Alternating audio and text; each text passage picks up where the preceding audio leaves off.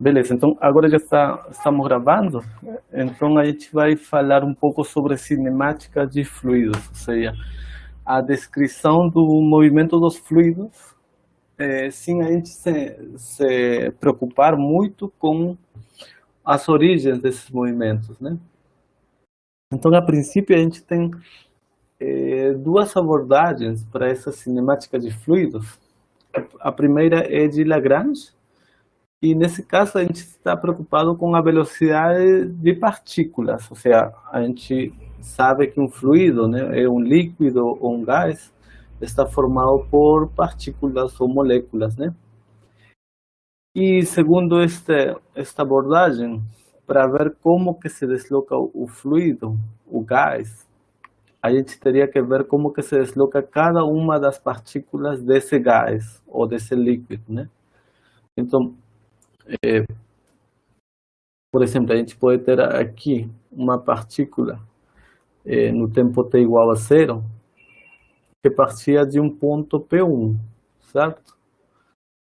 Conforme passa o tempo, essa partícula vai se deslocar e vai realizar certa trajetória no espaço, né?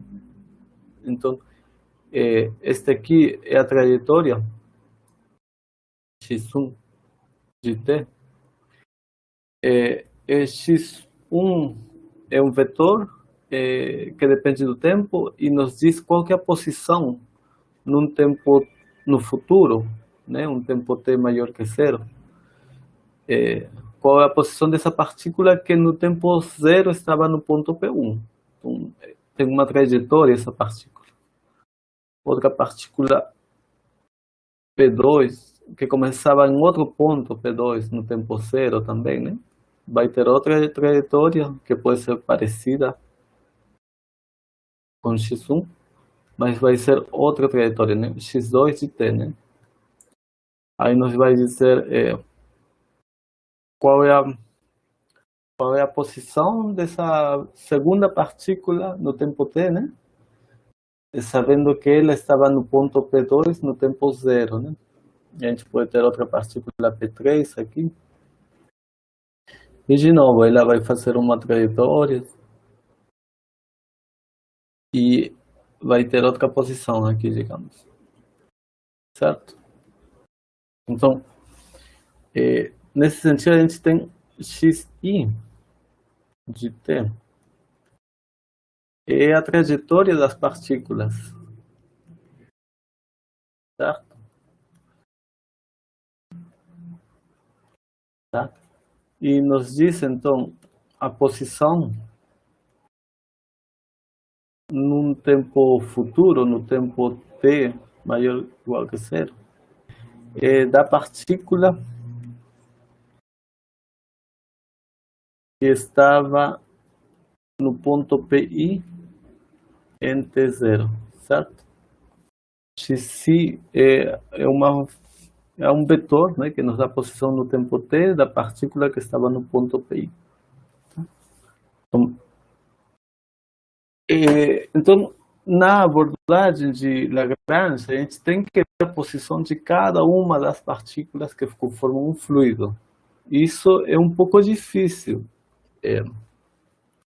porque as partículas se movem de forma distinta, né? Não se movem juntas como em um sólido, né? Que as partículas estão presas uma com outra, né?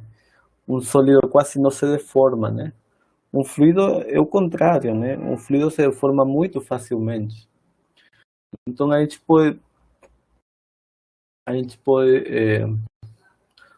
começar com certa velocidade, certo volume do fluido, digamos, este aqui é um volume do fluido num tempo zero, tá?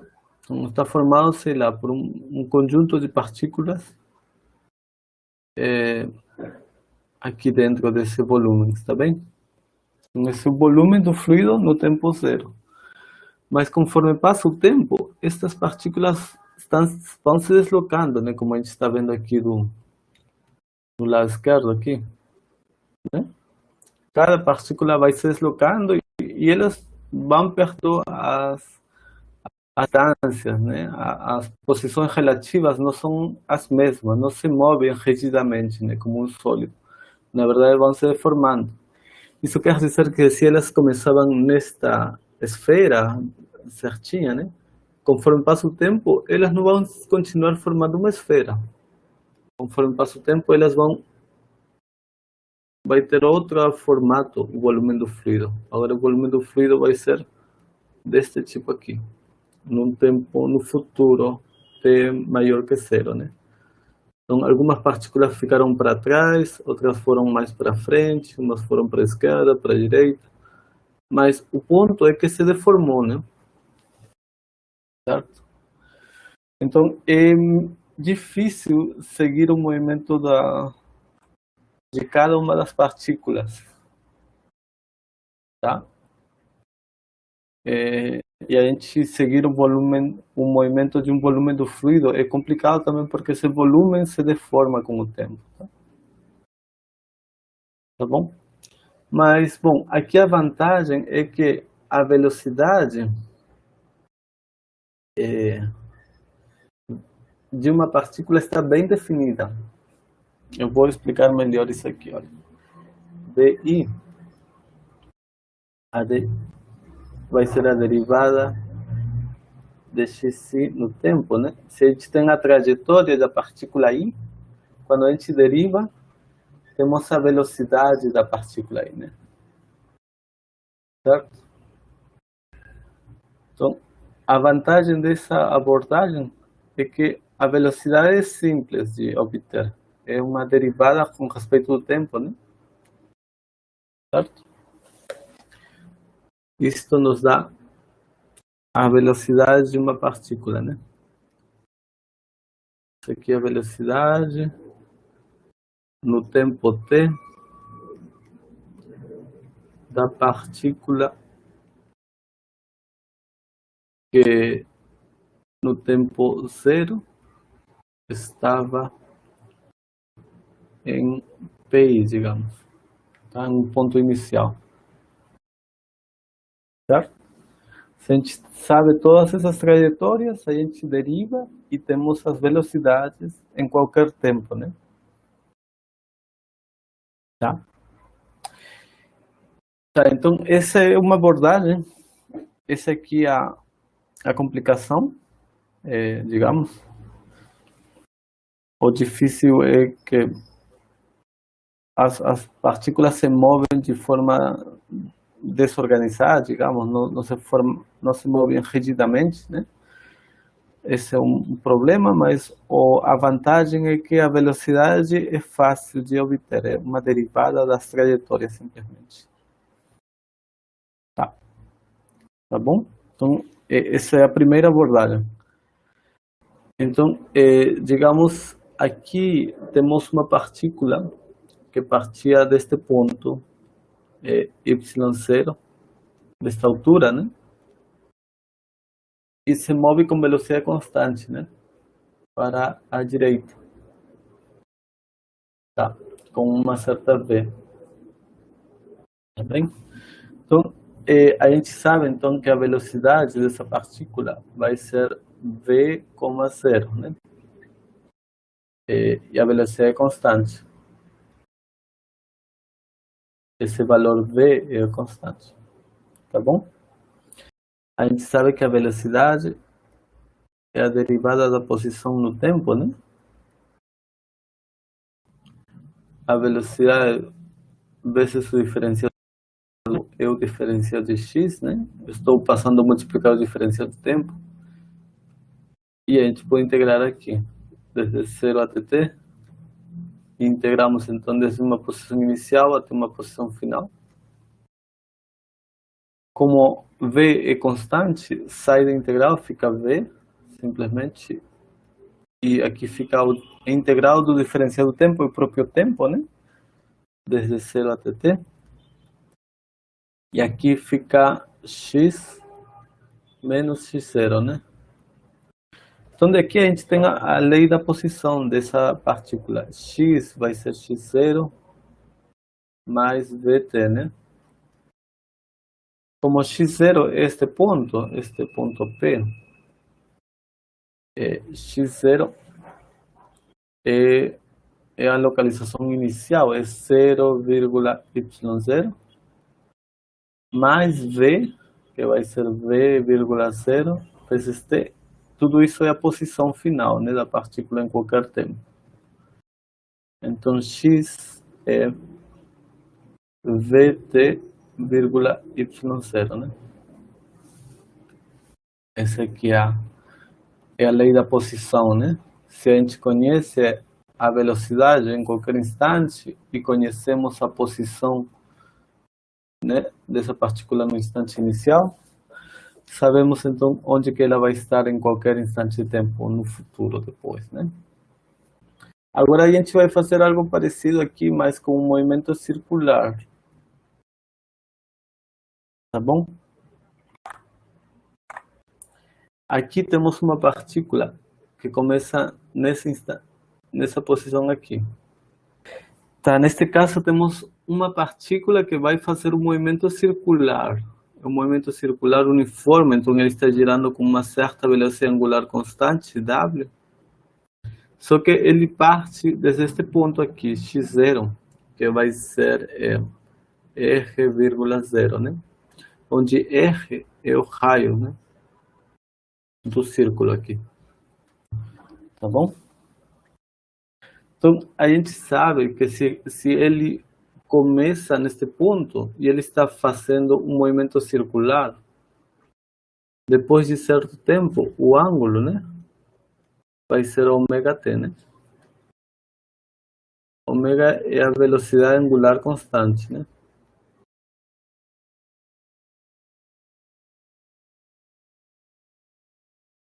Certo? Ou seja, ômega é a derivada do ângulo com respeito ao tempo. Certo? E como é constante, a gente pode ter que o diferencial do ângulo é ômega diferencial de t. Como o ângulo no início é zero, a gente vai ter então que o ângulo vai ser ômega-t, né? Certo? É o que a gente está colocando aqui direto. Então, como a gente sabe qual que vai ser o ângulo, a gente sabe qual que vai ser a posição em qualquer instante t no futuro, né? Maior que zero. A gente sabe onde que ele estava no início e sabemos onde que está no final. Ele vai estar neste ponto aqui. Então, no tempo t agora, no tempo t, a posição vai ser r cosseno de θ e r seno de θ, né? Ou seja, a posição vai ser r, que eu vou fatorar, que vai ficar cosseno de ômega-t, vírgula seno de ômega-t, né? Essa aqui é a posição em qualquer instante de tempo. Certo? E se a gente quer a velocidade é a derivada, né? A deriva com respeito do tempo. Tá? Então, a velocidade vai ser RW, que vai ficar menos seno de ômega-t. Não, a derivada do cosseno é menos seno. E a derivada do seno é o cosseno, né? Certo? Então, a gente tem que a velocidade vai fazer assim. Essa aqui é a velocidade. Esse aqui é o vetor posição x. Beleza, beleza. Tá. Esses são exemplos somente. Aqui, neste exemplo em particular, do movimento circular, eu quero ir um pouquinho além e mostrar para você a aceleração, né? A aceleração é a medida da mudança da velocidade, né? Então, é a mudança da velocidade no tempo, é a derivada, né? Quanto muda a velocidade é a derivada com o tempo. Então, quando a gente deriva a velocidade que a gente tem a aceleração.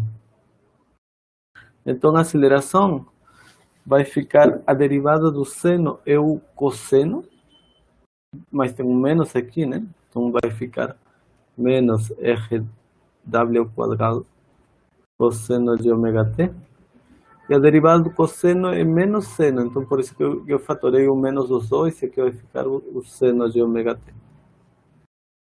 Tá bom? E derivando, utilizando a regra da cadeia, né? E utilizando que a derivada do seno é o cosseno, e a derivada do cosseno é menos seno. Mas o mais importante que eu quero que você note aqui é que a aceleração, olha, tem componentes cosseno ômega t, seno ômega t. É parecido com o x, né? Na verdade é o mesmo, né? É o próprio x, só que está multiplicado por o w ao quadrado e com um menos. Ou seja, a aceleração neste caso é menos ômega quadrado x. A gente está vendo que o x é esse vetor em negro aqui, né? Essa é a posição, essa é a velocidade.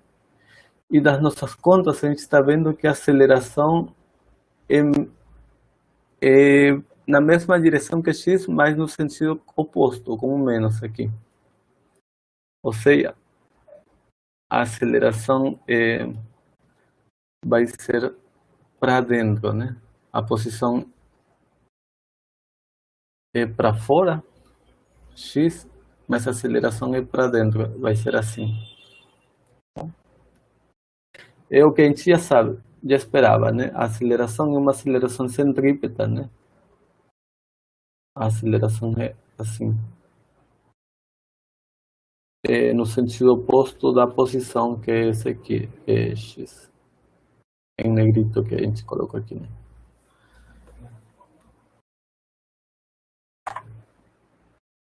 Beleza, então, olha, esses eram exemplos de movimento de partículas, né? Movimento em linha reta, ou movimento uniforme em um circular, né?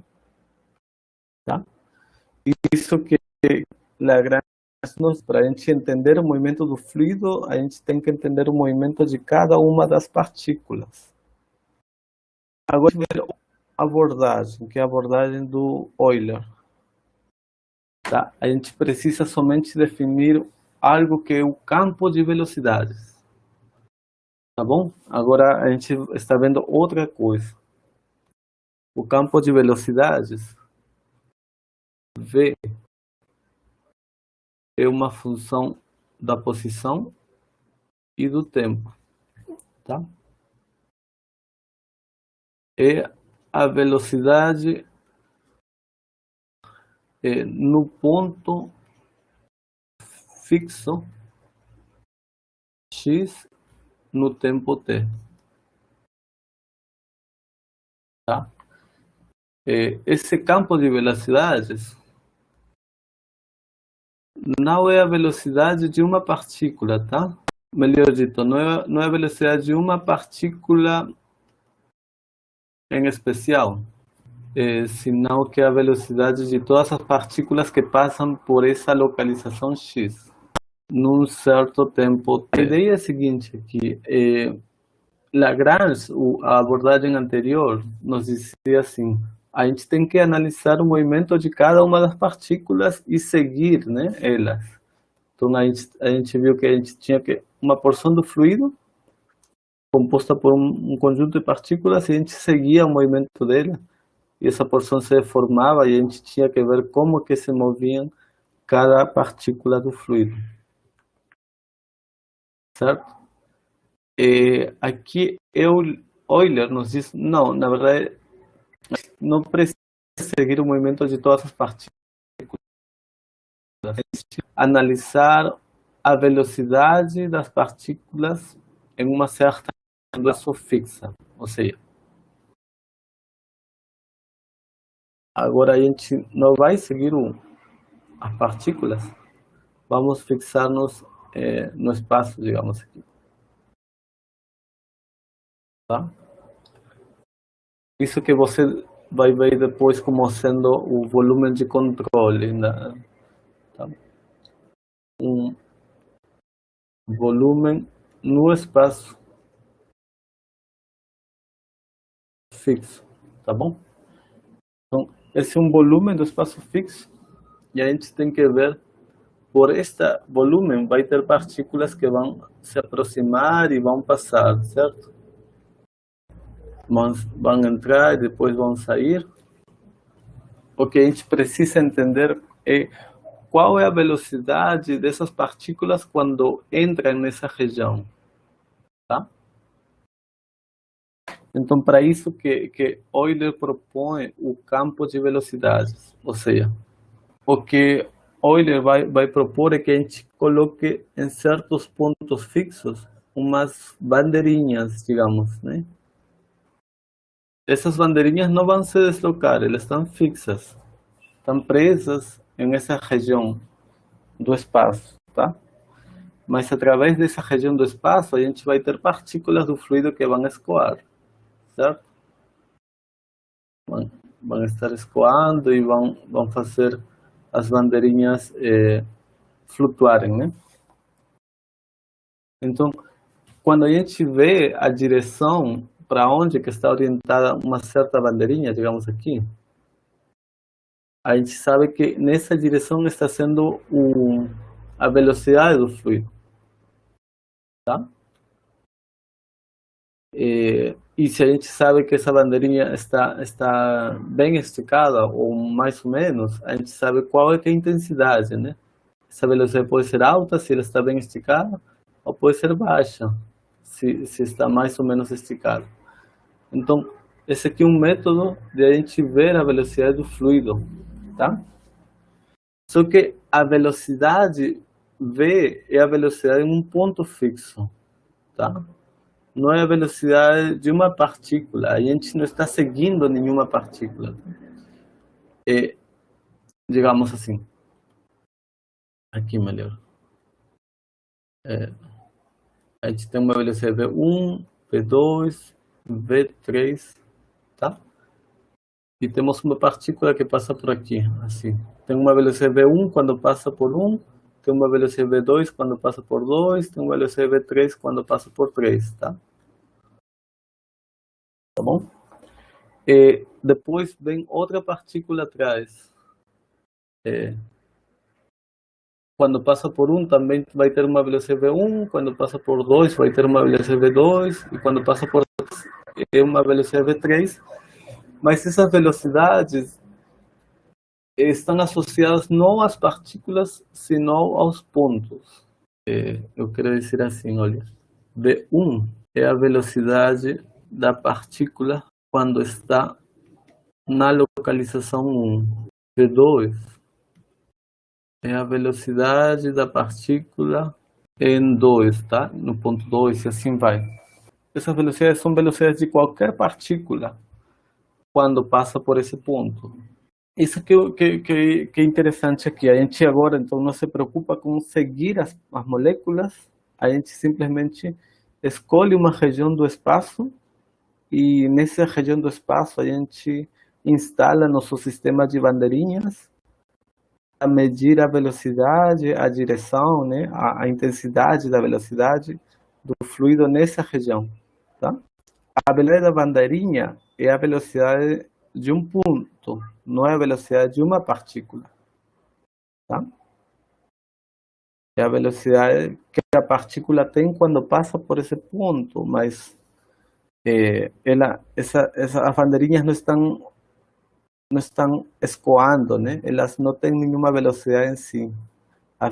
As bandeirinhas estão fixas, cravadas no chão, digamos. Estão presas no chão e, de fato, elas não têm velocidade, tá? Mas elas nos indicam qual é a velocidade do fluido, de uma partícula do fluido nesse ponto. E a gente pode tomar uma foto das bandeirinhas, digamos. Como aqui a gente está vendo, né? A foto das bandeirinhas, e a gente tem, então, as velocidades, né? Quais que são as velocidades? E a gente pode definir, associadas a esses vetores velocidades, umas linhas de corrente, de tal maneira que se a gente pega uma tangente, em certo ponto, digamos, a gente tem este ponto aqui. Pegamos a linha tangente, o vetor tangente, né? Então ele nos indica a direção da velocidade. Aqui, se a gente pegar a tangente, a velocidade vai ser assim, a tangente, essa linha de corrente, vai ser assim a velocidade, e assim. Tá? Então, as tangentes, as linhas, os vetores tangentes, melhor dito, as linhas de corrente nos dizem a orientação das velocidades. E agora, a concentração das linhas de corrente nos diz um módulo. Aqui, a gente tem uma concentração baixa, né? Temos poucas, umas linhas em uma área bem espalhada, mas aqui a gente tem uma concentração alta. Por quê? Porque as linhas de corrente temos muitas, ou melhor dito, temos o mesmo número, mas em uma área menor. Então, aqui temos uma maior concentração de linhas de corrente nesta região de cima. Isso indica que as velocidades aqui são altas. A concentração das linhas de corrente é pequena aqui. Isso nos indica que as velocidades são baixas aqui. A maior concentração, maior velocidade.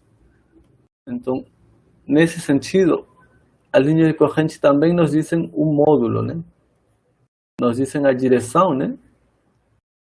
E nos dizem a intensidade, digamos, um módulo da velocidade. Aqui temos velocidade alta, aqui temos velocidade baixa. Então, isso nos dá uma ideia mais ou menos de como está escoando o fluido. Tá?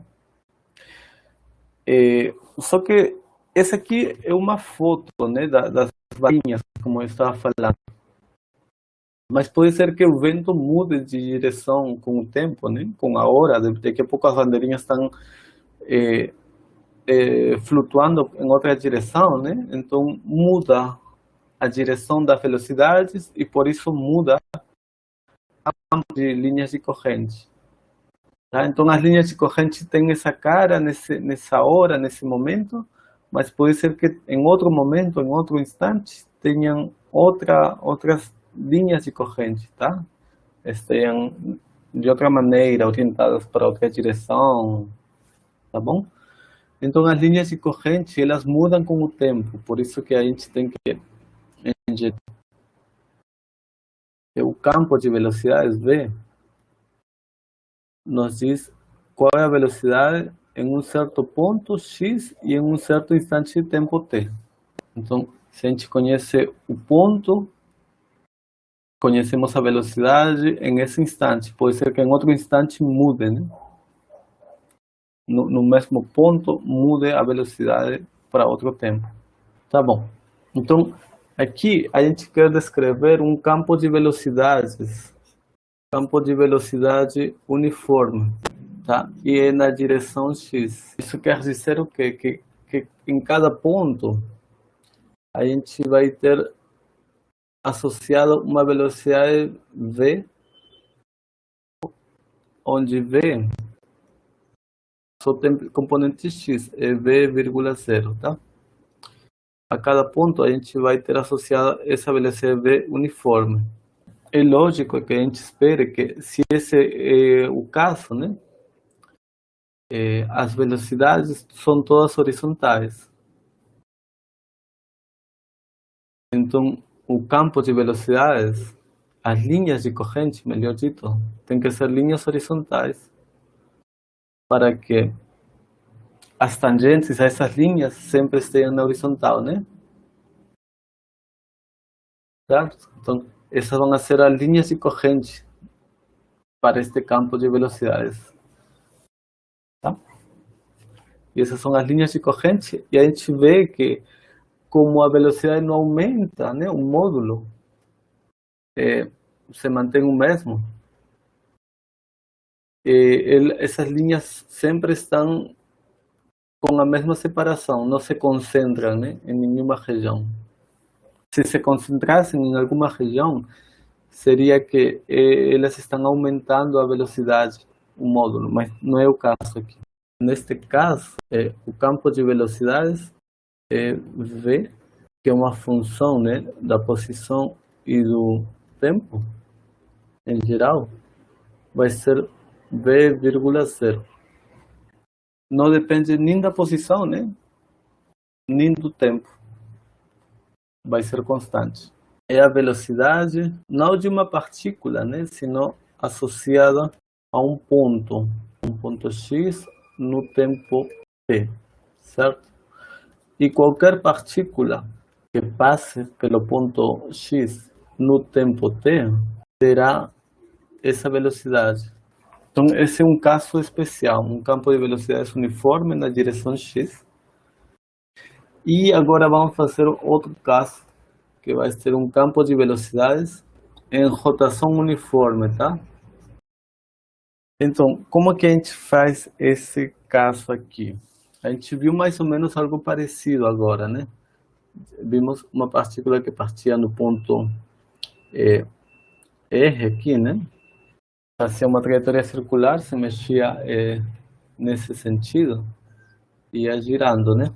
Então, neste caso, as velocidades dessa partícula vão ser assim, né? O campo de velocidade vai ser assim. E em azul, então, estou colocando já as linhas de corrente, né? Certo? Então, essas são as velocidades e em azul está a linha de corrente, né? Essa aqui é a linha de corrente. Tá. A gente viu, então, que a velocidade, neste caso, né? Digamos, desculpa, uma partícula que tinha posição R, cosseno ômega t, seno ômega t, ia ter uma velocidade v, que era rw, seno ômega t e menos cosseno ômega t, né? Certo? Isso que a gente viu agora há pouco acima, tá? Isso implica que se a posição x tem coordenada x, r cosseno ômega t, e coordenada y, que é r seno ômega t, então a velocidade v dessa partícula que está nesse ponto, né? A gente viu, né? Uma partícula que está neste ponto tem esta velocidade. Então, se a coordenada agora é qualquer x, y, a velocidade vai ter que ser ômega. O r seno de ômega t é o x, é o y, né? X é r cosseno ômega t, y é r seno ômega t, tá? Então, se a velocidade tem que ser w r seno de ômega t, só que r seno de ômega t é o y, então aqui vai ficar o y, e a coordenada y do v é menos rw cosseno de ômega t, mas o cosseno é o x, então aqui vai ficar um menos x, porque aqui temos menos, tá? Não sei se ficou tão claro aqui, mas a ideia é que este aqui vai ser o campo de velocidades, tá? V é uma função de x e de t. Se x é x, y, então o v, a gente está dizendo que vai ser w, y, menos x, tá? Esse é o campo de velocidades, tá bom? E, bom, vocês veem aqui que o módulo vai ir aumentando com o y, ou seja, melhor dito, o módulo deste campo de velocidades, módulo de V, é W raiz quadrada de y ao quadrado mais x ao quadrado, né? Certo? Então, todos os pontos que estão numa circunferência, de tal maneira que x quadrado mais y quadrado é um eixo, a velocidade tem o mesmo módulo, em um círculo, né? Como era de esperar aqui. Tá? Mas se a gente diminui o raio do círculo, o módulo da velocidade diminui. Ou seja, se eu pego agora um círculo menor, aqui em azul melhor, se agora a gente pega um círculo menor, a gente ainda tem a mesma coisa, só que a velocidade vai ser menorzinha aqui. Vai ter um módulo menor. Beleza? Então, essa aqui é a ideia, olha. Agora a gente tem uma posição qualquer, x, um vetor x, que tem coordenadas x, y, associado a esse ponto, a gente sabe qual que vai ser a velocidade. Se sabemos as coordenadas x e y, sabemos a velocidade nesse ponto, via essa regra aqui. E neste caso, esse aqui é um campo de velocidade estacionário, que não depende do tempo, né? Depende da posição, né? Depende de qual que é a coordenada x, y, mas não depende do tempo. Beleza, então esse aqui é um ponto importante. O campo de velocidade às vezes não depende do tempo. Então quando a gente deriva a respeito do tempo, isso é zero, às vezes, neste caso. Por exemplo, né? Neste caso aqui, a derivada desta velocidade é zero. Isso poderia pensar-se que daria que temos uma aceleração zero para este movimento circular. Mas na verdade a gente sabe que não, aqui temos uma aceleração. Uma partícula que se move assim tem uma aceleração. Está mudando sua velocidade continuamente. A gente espera aqui termos uma aceleração, mas essa aceleração não é simplesmente a derivada desta velocidade com o tempo, porque a derivada desta velocidade com o tempo é zero. Para calcular a aceleração, a gente precisa entender a derivada material aqui. É porque a gente calcula a aceleração como a derivada material e não como a derivada simples, tá? Porque esta velocidade não é a velocidade de uma partícula. Então, para entender, se a gente conhece as linhas de corrente e o campo de velocidades, para calcular a aceleração, a gente precisa calcular a derivada material, que é o que eu vou explicar agora para vocês.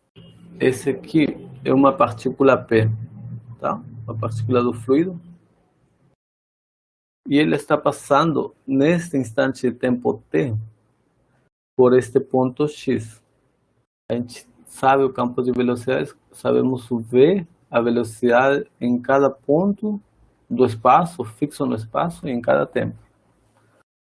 A gente tem, então, se sabemos que essa partícula P está nesta posição x, neste tempo t, sabemos qual que é a velocidade. A velocidade dessa partícula vai ser assim. Vai ser um v de x, t. Tá? Isso aqui é o que a gente sabia, né? Uma partícula, quando passa por esse ponto, nesse tempo vai ter essa velocidade v. Muito bem. Então, a gente espera um intervalo de tempo. Então, a gente espera que se passe um infinitesimal de tempo, um diferencial de tempo. Então, essa partícula P não vai estar fixa no ponto X, agora vai estar em outro ponto P. Partícula P, a mesma partícula, agora vai estar em outro ponto X, mais diferencial de X. Certo? Isto aqui é a mesma partícula em um tempo T mais diferencial de T, certo? E como a gente sabe qual que é a velocidade que ele tem aqui no início e sabe quanto tempo passou, a gente pode aproximar o deslocamento, né? O deslocamento é a velocidade vezes o tempo que ele utilizou para se deslocar, né? V vezes o diferencial de t, nos vai dizer o deslocamento, então a gente sabe qual que vai ser a nova posição da partícula na frente, né? Partindo do início, se deslocou em diferencial de x, então essa aqui vai ser a nova localização da partícula.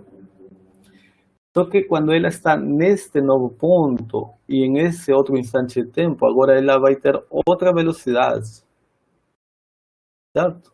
Agora está em outro ponto. É a mesma partícula P, mas está em outro ponto e em outro tempo. Então aqui ela vai ter outra velocidade V, que vai ser a velocidade em esse ponto e nesse instante de tempo. A aceleração, a gente sabe, é o quê?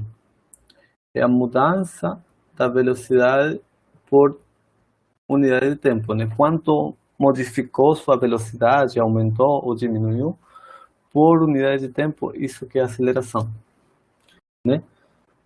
E a mudança da velocidade, a gente pode colocar assim, a velocidade no ponto final, que é a velocidade aqui em t mais diferencial de t, então a velocidade no ponto x mais diferencial de x, no tempo t mais diferencial de t, essa é a velocidade final aqui, né?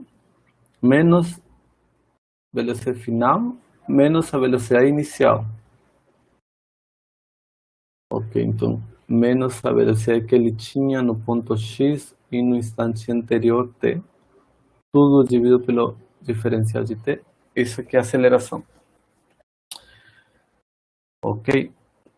Bem, só que aqui a gente pode utilizar a expansão de Taylor, né? Ou seja, a gente sabe que a derivada a respeito de x, dada uma função, né?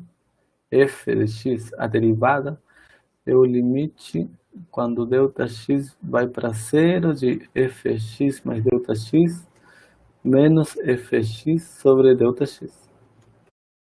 Ou seja, a gente pode aproximar isso aqui como a diferença entre f de x mais ΔX menos fx sobre ΔX. E a gente pode colocar então que f passa a multiplicar o ΔX, né, para o outro lado, multiplica pela derivada, e este termo menos f passa para somar, então fica deste lado somente o f de x mais ΔX, né? É uma maneira de aproximar. Então, fx mais ΔX é aproximadamente f de x mais a derivada em x vezes o diferencial de x. Eu conheço a função em f de x, eu conheço a função próximo desse ponto x, em um ponto x mais diferencial de x. É a mesma coisa, a função nesse ponto próximo, x mais diferencial de x, é a mesma coisa que a função f de x, mas tem uma correção aqui que vem da derivada. Na verdade, isso aqui serve se a gente tem várias funções, f, x, y e z, digamos. Temos uma função f em x mais ΔX, em y mais ΔY e c mais ΔC. Isso aqui aproximadamente fx, y e z, né? Como aqui, né? Só que a gente tem que corrigir com a derivada vezes ΔX. Essa derivada que eu coloquei aqui é a derivada a respeito de x, né? Então, aqui também colocamos assim, a derivada a respeito de x vezes ΔX. Mas como neste caso a gente tem outras variáveis, y e z, a gente corrige com termos parecidos, né? A derivada em x vezes ΔX, mas faltam as outras correções, a derivada a respeito de y vezes ΔY e a derivada a respeito de z vezes ΔZ. Tá? Isso porque estou fazendo? A função v está em um ponto próximo de x, t, né?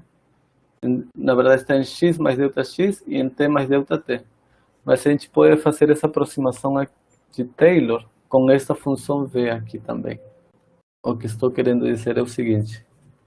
Então, da mesma forma, V em x mais ΔX e T mais ΔT, ou seja, isto aqui é V em x mais ΔX, y mais ΔY, C mais ΔZ e T mais ΔT. Isso aqui é aproximadamente a mesma coisa que V em x, y, c e t, mais a derivada em v respeito a x vezes ΔX, mais derivada v respeito a y vezes ΔY, mais derivada v respeito a c vezes ΔZ. E aqui temos uma quarta variável, mas é a mesma coisa, é a derivada a respeito do tempo vezes ΔT.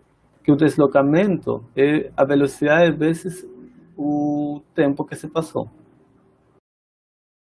Ou seja, aqui a gente vai dizer que o deslocamento em x vai ser a velocidade em x vezes o tempo, o deslocamento em y é a velocidade em y vezes o tempo, e o deslocamento em z é a velocidade em c vezes o tempo. E estes termos aqui são os que a gente vai precisar aqui embaixo, né? Esses diferenciais de x, t e y aqui. É a velocidade em x vezes o tempo, velocidade em y vezes o tempo, velocidade em c vezes o tempo. Tá? Então, a velocidade em x mais ΔX e t mais ΔT é aproximadamente isso aqui, que é a velocidade no ponto x como vetor, né? O tempo, mais a derivada em v respeito a x, vezes o deslocamento em x é a velocidade em x vezes o tempo. E aqui também temos a mesma coisa, é a derivada em v respeito a y, e o deslocamento em y é a velocidade em y vezes o tempo. Aqui de novo, a derivada a respeito a z, e o deslocamento em z é a velocidade em c vezes o tempo. E o último termo fica assim somente.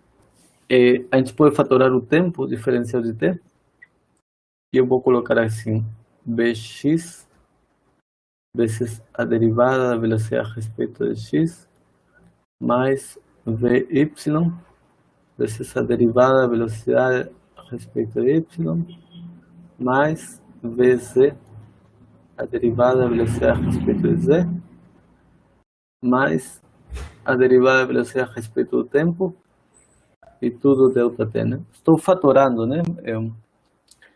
Este diferencial de t, de todos esses termos, e o Vx estou colocando na frente, porque é um número somente, esse aqui também. Aqui, a gente já pode ter a aceleração. A aceleração a gente está dizendo que era a mudança da velocidade, né? É a velocidade no ponto x mais diferencial de x, e no tempo t mais diferencial de t, menos a velocidade que ele tinha no ponto x antes e no tempo t, tudo dividido pelo intervalo de tempo.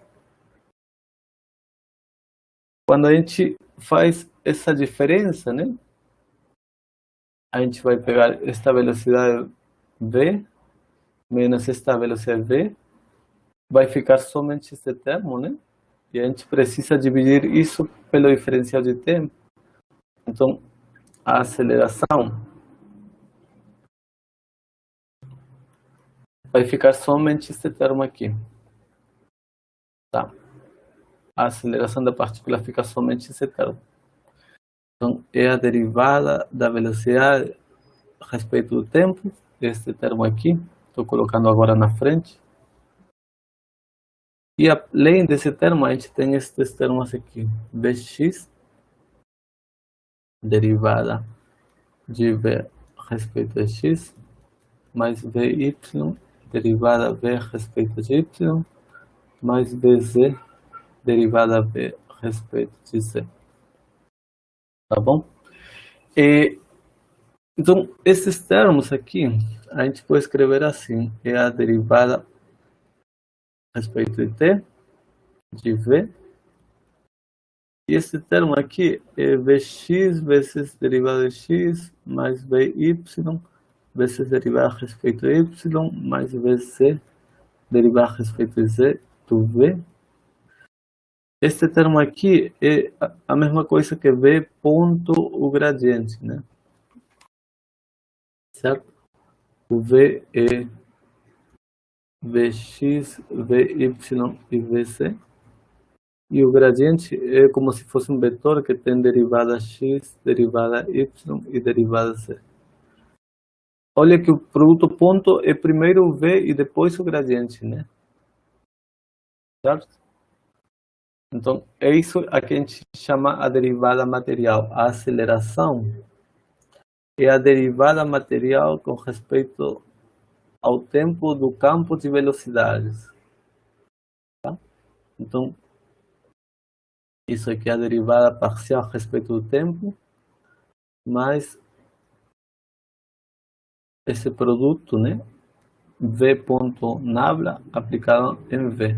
Se a gente conhece o campo de velocidades, V, esse V não é a velocidade de uma partícula, né? É um campo de velocidades. Se a gente conhece o campo de velocidades, V, a gente consegue calcular a aceleração. Esta aceleração é a aceleração de uma partícula. Agora sim, a gente está vendo a aceleração de uma partícula. A gente está seguindo uma partícula e vendo como que ela muda a sua velocidade. Então, essa derivada, que a gente define assim, a derivada parcial a respeito do tempo, mais V ponto, isso aqui, é chamada de derivada material. Como exemplo, o campo de velocidades do circular, né? Esse campo de velocidades nos diz partículas que estão girando em torno de um centro, né? Com velocidade pequena quando estão próximas do centro e com velocidade grande quando estão longe, né? Então, a gente quer a aceleração de uma partícula. Tá? A aceleração, como esse aqui é um campo de velocidades, a gente tem que utilizar a derivada material. A aceleração é a derivada material em t. A gente pega a derivada sozinha a respeito do tempo, é zero, porque essa velocidade, campo de velocidade não muda no tempo, né? Para calcular a velocidade de uma partícula a partir deste campo, a gente precisa utilizar a derivada material, não a derivada normal. Então aqui a gente tem que derivar a respeito do tempo e a gente ainda tem que fazer este produto V ponto nabla aplicado no V. Okay? Então, neste caso, a gente sabe que este termo é zero, né? Porque este campo de velocidades não depende do tempo. Então, o que resta é calcular este termo aqui. Então, primeiro a gente calcula V ponto sigma, tá? Então, este aqui vai ser o produto interno, né? Entre V, que é W, Y, vírgula menos X, produto escalar ponto, com o nabla, que é derivada X, derivada Y. Quando a gente faz isso aqui, o W é uma constante, sai, Y vezes derivada de X, menos X derivada em Y. Certo? Esse aqui é esse operador aqui. E a gente precisa aplicar esse operador no V. Então, a aceleração é esse operador V.nabla no vetor V. Ou seja, vai ser W, Y derivada X, menos X derivada Y no vetor V. Só que este vetor V, a gente sabe que é W, Y, vírgula menos X. Então, agora a gente precisa fazer somente a conta de este operador entrando em cada componente do V. Tá? Então, a aceleração vai ser, vou colocar assim, W ao quadrado esse operador y derivada x menos x derivada y, aplicando neste vetor y, vírgula, menos x. Aí a gente tem que então entrar este operador em cada uma das componentes. Y derivada x menos x derivada y aplicada no y, e vou colocar um menos aqui na frente, y derivada x menos x derivada y aplicada no x. Tá? Olha, quando a gente deriva x, o y é 0, e quando derivamos o y a respeito do y é 1, né? Então, este termo dá 0 e este termo dá 1, com o menos x fica menos x simplesmente. Então aqui fica menos x. Agora a derivada x do x é 1 e fica o y somente aqui com um menos. E derivada y do x é 0. Então este termo vai embora, este aqui. Só fica menos y aqui. E aqui vai aparecer o w ao quadrado. Então a gente está vendo que a aceleração é menos w ao quadrado x, vírgula y, ou seja, a aceleração é menos w ao quadrado x, que era o que a gente esperava, né? É uma ação centrípeta para o centro, né? Tem um menos aqui. Essa seria a aceleração de uma partícula, né? Se a gente quer, a gente sabe o campo de velocidades, qual que é a aceleração de uma partícula. Não é a derivada comum, é a derivada material, né? Então agora sim a gente está seguindo uma partícula que se desloca neste campo de velocidades, né? E seguindo essa partícula, a gente vê que ela sente uma aceleração que vai para o centro. Que é o que a gente esperaria, né? Essas partículas sentem acelerações para o centro, as centrípetas, né? Que mantêm elas girando em órbita.